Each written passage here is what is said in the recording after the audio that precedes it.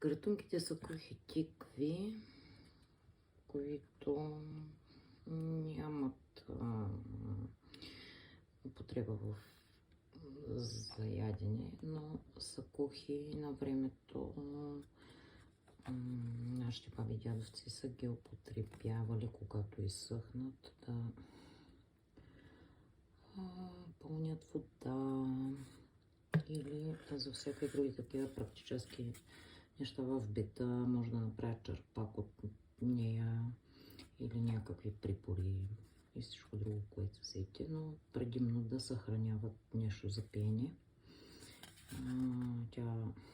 Кратунката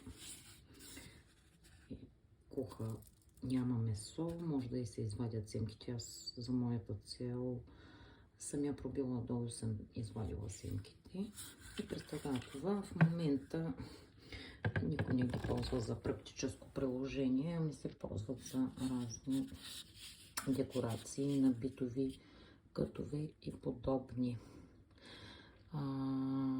Във връзка с това обясних, за да ви покажа първата кратунка, която реших да нарисувам и която да изглежда битова, народна. Ето това представлява тя. Нарисувана е на ръка от мен.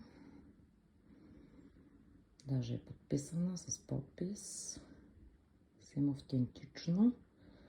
Измишлятината е моята. Ето.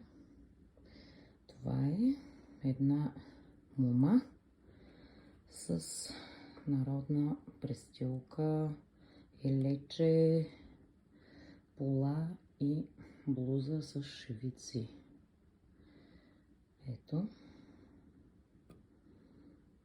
Надявам се някой да се вдъхнови